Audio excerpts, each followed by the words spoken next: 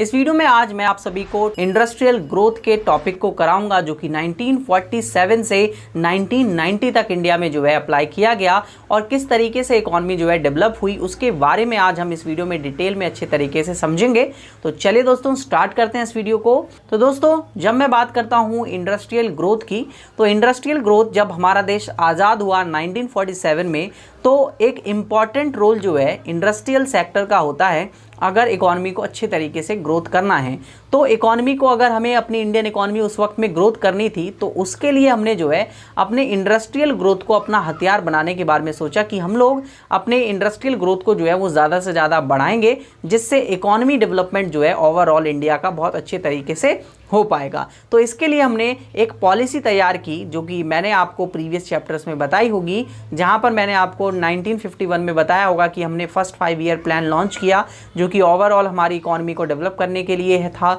और फिर उसके बाद हमने जो है 1956 में इंडस्ट्रियल पॉलिसी बनाई। अब जो 1956 की औद्योगिक नीति है उसके बारे में मैं आपको लेटर इस वीडियो में आगे सेकेंड या थर्ड पार्ट में बताऊंगा। इस वीडियो में आपको बताऊंगा कि इंपॉर्टेंस क्या है एक इंडस्ट्री की, मतलब एक उद्योग जो है उसका क्या महत्व है हमारे, अगर हमको अपनी इकोनॉमी को, आर्थिक विकास को तेज करना है, इकोनॉमिक डेवलपमेंट करना है तो उसके लिए। तो सबसे पहले कुछ पॉइंट्स हैं आपके सामने आपकी स्क्रीन पर, तो आप देख सकते हैं। टॉपिक है इंपॉर्टेंस ऑफ इंडस्ट्री, यानी कि उद्योगों का महत्व, उद्योग क्यों ज़रूरी है, इंडस्ट्रीज क्यों ज़रूरी है इकोनॉमी के लिए। पहला पॉइंट मैंने कहा epic centre of the economic growth, यानी कि आर्थिक समृद्धि का एक अधिकेंद्र है। अगर हमें इकोनॉमी को ग्रोथ करना है यानी कि समृद्धि लेकर आनी है, आर्थिक समृद्धि, तो उसके लिए हमें जो है इंडस्ट्रियल सेक्टर को मजबूत करना होगा। क्योंकि जब इंडस्ट्रियल सेक्टर किसी इकोनॉमी का मजबूत होगा तो वहाँ पर क्या होगा, प्रोडक्शन बढ़ जाएगा दोस्तों, यानी कि उत्पादन वहाँ पर इंक्रीज होगा उस इकोनॉमी का। और जब इकोनॉमी का उत्पादन बढ़ेगा तो उत्पादन बढ़ने से आप सभी को पता है हमारे पास जब टोटल आउटपुट बढ़ता है, कुल उत्पादन बढ़ता है, तो उससे हमारे देश की जीडीपी भी इंक्रीज होती है। और जब जीडीपी इंक्रीज हो रही है तो ओवरऑल कहीं ना कहीं हम कह सकते हैं इकोनॉमिक ग्रोथ जो है वो होगा, क्योंकि कहीं ना कहीं इकोनॉमिक ग्रोथ जीडीपी से रिलेटेड होता है। ये चीज़ों को आपने समझा होगा मैक्रो इकोनॉमिक्स में भी, ठीक है। तो मैं कुछ पॉइंट्स आप सभी को बताना चाहूँगा। जैसे हमने उस वक्त आर्थिक समृद्धि करने के लिए हमने, अगर जैसे मान लीजिए अगर आप कहते हैं कि इकोनॉमी को चलाना है, तो इकोनॉमी को चलाने के लिए जो इकोनॉमिक ग्रोथ है यानी कि अर्थव्यवस्था को चलाने के लिए जो आर्थिक समृद्धि है वो एक तरीके से एक इंजन का काम करती है, जहाँ पर अगर इंजन अच्छा होगा तो जो पूरी गाड़ी है वो अच्छे तरीके से चलेगी। इसी तरीके से अगर इकोनॉमी के अंदर इकोनॉमिक ग्रोथ अच्छे से होगा तो इकोनॉमिक डेवलपमेंट भी हो पाएगा, क्योंकि आपने पता होगा कि इकोनॉमिक डेवलपमेंट के लिए, इकोनॉमिक ग्रोथ करना, आर्थिक विकास के लिए आर्थिक समृद्धि करना बहुत ज़्यादा ज़रूरी है। इसलिए हम कह सकते हैं कि इकोनॉमिक ग्रोथ के लिए ये एक एपिक सेंटर बन जाती है इंडस्ट्री, अगर हमें इकोनॉमिक ग्रोथ करना है तो। सेकंड पॉइंट है सोर्स ऑफ एम्प्लॉयमेंट, यानी कि रोजगार का स्रोत। तो आप देखते हैं कि ज़्यादातर जब मैं 1947 के बाद की सिचुएशन बात करता हूं तो वहां पर हमने पढ़ा हुआ है डेमोग्राफिक प्रोफाइल में, और हमने पढ़ा हुआ है ऑक्यूपेशनल स्ट्रक्चर में, यानी कि व्यवसायिक ढांचे में हमने पढ़ा हुआ है कि हमारे देश की अधिकतर जो जनसंख्या है वो ज़्यादातर कहाँ लगी होती है, वो लगी होती है प्राथमिक क्षेत्र पर, जहाँ पर वो कृषि में लगी हुई है या कोई माइनिंग, खनन वगैरह हो गया, इन सभी चीज़ों में लगी हुई है। लेकिन जब हम बात करते हैं कि लोगों को एम्प्लॉयमेंट ज़्यादा से ज़्यादा देना है तो एग्रीकल्चर एक मेन सोर्स नहीं है एम्प्लॉयमेंट का। वहाँ पर लोग, हर व्यक्ति को एम्प्लॉयमेंट नहीं मिल रहा है। जिसके पास ज़मीन है वो एक तरीके से एम्प्लॉयमेंट का सोर्स उसे ढूंढ रहा है, लेकिन वो एम्प्लॉयमेंट का सोर्स नहीं है। इसलिए हम कह सकते हैं कि जो इंडस्ट्रीज़ हैं, जब हम फैक्ट्रीज़ में लोगों से काम करवाते हैं तो लोगों को हम नौकरी देते हैं, ज़्यादा से ज़्यादा वर्कर्स को हम हायर करते हैं, तो एक तरीके से वर्कर्स को वहाँ पर नौकरी मिल रही है, तो हमारे एम्प्लॉयमेंट का एक सोर्स जो है वो इंडस्ट्री बन जा रहा है। तो इंडस्ट्रियल सेक्टर जो है एक हमारे पास एम्प्लॉयमेंट का सोर्स भी हो सकता है। ज़्यादा से ज़्यादा पॉपुलेशन हमारे देश की जो है अब इंडस्ट्रियल सेक्टर में अपना वर्क जो है कर रही है, तो ज़्यादा से ज़्यादा एम्प्लॉयमेंट बनते जा रहा है इंडस्ट्रियल सेक्टर। पहले नहीं था, पहले अगर करीबन मैं आपको बताऊं तो 9% जो जनसंख्या है हमारे देश की, 1947 के बाद की बात मैं कर रहा हूं, तो वहाँ पर केवल 9% जनसंख्या जो है इंडस्ट्रियल क्षेत्र में काम करती थी। बट ये धीरे धीरे अब इंक्रीज होकर जो है 30% के अराउंड आ गया है, तो काफ़ी इंक्रीमेंट आपको देखने को मिला है इसमें, ठीक है। और एग्रीकल्चर से कम हुआ है, एग्रीकल्चर में पहले 50% पॉपुलेशन काम करती थी ना, अब ये कम होकर इंडस्ट्रियल सेक्टर में गए हैं, ठीक है ना। नेक्स्ट बात करते हैं हम लोग।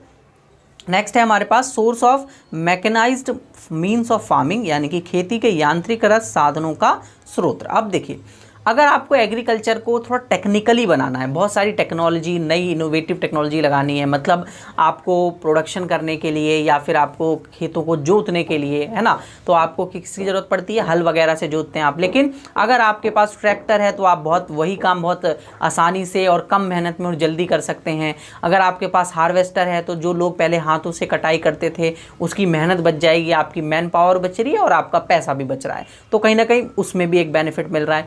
तो वो ये जो मशीन्स हैं ये बनाई कहाँ जाती हैं, ये इंडस्ट्रीज़ में ही बनाई जाएंगी, मतलब उद्योगों में ही बनाई जाएंगी। तो जो उद्योग है वो कृषि को एक तरीके से मैकेनाइज्ड कर रहा है, मतलब एक तरीके से उसे यंत्रीकरण करने की कोशिश कर रहा है कि ताकि वहाँ पर मॉडर्न टेक्नोलॉजीज़ का यूज़ कर करके ज़्यादातर टेक्निकल चीज़ें वहाँ पर लाई जाएँ, जिससे आप ज़्यादा से ज़्यादा चीज़ों को ग्रो कर सकें। तो ये वहाँ पर एक अच्छी चीज़ मैं कहूँगा कि ये ज़्यादा बेनिफिटेबल होगा इकोनॉमी के लिए, ठीक है। तो ये इंडस्ट्रियल सेक्टर में मशीन्स बनाई जाती हैं जिससे इकोनॉमिक में एग्रीकल्चर सेक्टर को हेल्प मिलती है यहाँ से। नेक्स्ट है impart dynamism of the growth process, यानी कि समृद्धि प्रक्रिया को गत्यात्मकता प्रदान करना। अब मैंने आपको बताया कि अगर हम लोग जैसे 3 क्षेत्र होते हैं, आपने पढ़ा ही होगा, प्राथमिक, द्वितीयक और तृतीयक क्षेत्र, यानी कि प्राइमरी, सेकेंडरी और टेरिशरी सेक्टर। अब टेरिशरी सेक्टर सर्विस सेक्टर है, तो वहाँ पर तो हमारी जो पॉपुलेशन है वो ओवरऑल वो वहाँ पर काम करती है, बट हमारी ज़्यादातर जो पॉपुलेशन है वो काम कर रही है एग्रीकल्चर सेक्टर में।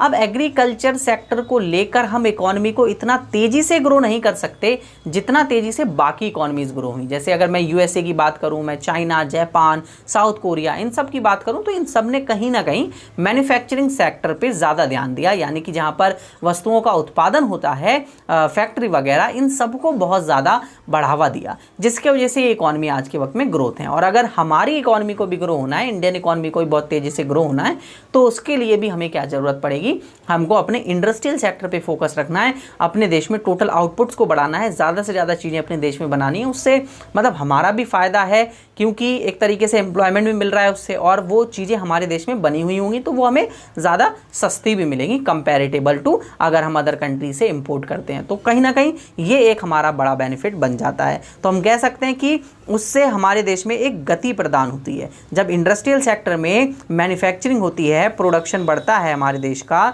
यानी उत्पादन बढ़ता है, तो उससे हमारे देश को एक गति मिलती है इकोनॉमिक ग्रोथ में। एक इकोनॉमिक ग्रोथ बहुत तेज़ी से होता है, जिसकी वजह से इकोनॉमिक डेवलपमेंट की कगार पर हम बहुत जल्दी पहुंच जाते हैं, ठीक है ना। समझ रहे हो ना मेरी बात को ओवरऑल, है ना।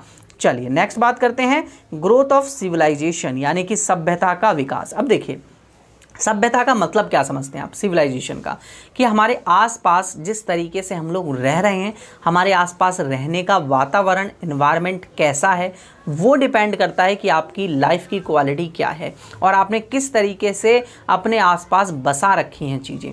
जैसे आजकल आप देखते हैं घर भी अलग अलग तरीके के बने हैं, तो ये किस वजह से बन पाया, ये टेक्नोलॉजी की वजह से बन पाया और लोगों ने नई नई तकनीकों को अपनाया। तो हम कह सकते हैं कहीं ना कहीं इंडस्ट्रियल सेक्टर उन नई तकनीकों को हमें अपनाने में मदद करता है। देखिए बहुत सारे घर बनाने में या बाहर जो एनवायरनमेंट है उसको डेवलप करने में मशीन्स का बहुत बड़ा रोल रहता है, और वो मशीन्स बनाई जाती हैं इंडस्ट्रियल सेक्टर में।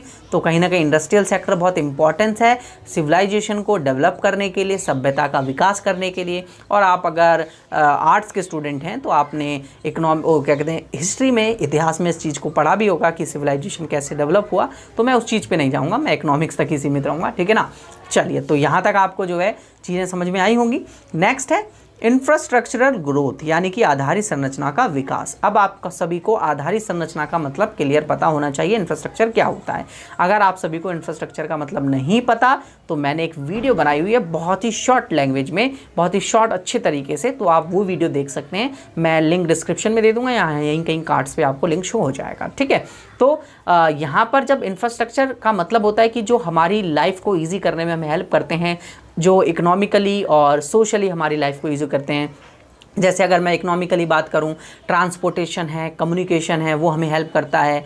और ई कॉमर्स की बात कर लीजिए, बैंकिंग की बात कर लीजिए। और वहीं सोशली हम बात करें, एजुकेशन है, हेल्थ सर्विसेज हैं, तो ये हमको सोशली हेल्प करती हैं। तो इन सब चीज़ों का भी डेवलपमेंट इंडस्ट्रियल सेक्टर पर ही डिपेंड करता है, क्योंकि जब इकोनॉमी का इंडस्ट्रियल सेक्टर अच्छे तरीके से डेवलप होगा तो वहाँ पर इंफ्रास्ट्रक्चर यानी कि आधारित संरचना भी उस देश में जो है अच्छे तरीके से डेवलप होगा। कहीं ना कहीं इकोनॉमी के लिए वो हेल्पफुल होगा और इकोनॉमी अच्छे तरीके से विकसित कर पाएगी। ठीक है दोस्तों, नेक्स्ट बात करते हैं industrialisation sine qua non of growth, यानी कि औद्योगिकरण विकास और समृद्धि की एक अनिवार्य शर्त है। मैंने जैसा कि स्टार्टिंग में भी बताया आपको कि अगर आपको इकोनॉमिक ग्रोथ करना है, सबसे पहले मैं चलता हूँ इकोनॉमिक डेवलपमेंट में, यानी कि अगर आपको आर्थिक विकास करना है तो उसके लिए आपको इकोनॉमिक ग्रोथ करना पड़ेगा, यानी कि डेवलपमेंट ग्रोथ से रिलेटेड है, विकास संबंधित है समृद्धि से। जब आपके पास समृद्धि होगी तभी विकास होगा, और समृद्धि कब होगी? जब उद्योगीकरण होगा, यानी कि इंडस्ट्रियलाइजेशन होगा। तो इंडस्ट्रियलाइजेशन एक इम्पॉर्टेंट शर्त बन जाती है कि आपको जो है एक कंडीशन बन जाती है कि अगर इकोनॉमी को डेवलप करना है, ग्रोथ करना है, तो उसके लिए आपको इंडस्ट्रियलाइजेशन इकोनॉमी में लाना पड़ेगा। इकोनॉमी तभी अच्छे से जो है डेवलप हो पाएगी। ठीक है दोस्तों, नेक्स्ट टॉपिक है आपके पास कि जो फैक्टर्स हैं उनमें हम लोगों को इंडिया में क्यों गवर्नमेंट को अपना इंडस्ट्रियलाइजेशन स्टार्ट करना पड़ा, गवर्नमेंट को क्यों ज़्यादा से ज़्यादा अपना मेन रोल निभाना पड़ा इंडिया के अंदर इंडस्ट्रियलाइजेशन को लाने के लिए, वो मैं आपको नेक्स्ट वीडियो में बताऊंगा। और अगर आपको ये अच्छा लगा हो ये वीडियो तो आप इस वीडियो को लाइक ज़रूर कर दें, अपने सभी दोस्तों के साथ इस वीडियो को शेयर ज़रूर कर दें, और टॉप क्लासेस ऐप को डाउनलोड कर लीजिए, क्योंकि टॉप क्लासेस ऐप पर मैं आप सभी को फुल कोर्सेज प्रोवाइड करता हूं, जिससे आप मेरे साथ कोर्सेज ज्वाइन कर सकते हैं। और अगर कोई दिक्कत आती है, कोई डाउट रहता है, तो आप मुझे इस नंबर पर कांटेक्ट कर लीजिएगा, तो मैं आपको सारी इन्फॉर्मेशन प्रोवाइड करा दूंगा। वीडियो को लाइक, शेयर और सब्सक्राइब करना ना भूलें चैनल को, अगर आप एक नए व्यूअर हैं मेरे चैनल पे तो। और आप कमेंट कर सकते हैं, मैं आपके कमेंट का रिप्लाई ज़रूर देता हूँ। वीडियो देखने के लिए धन्यवाद। अगले वीडियो में मिलते हैं, देखना ना भूलें।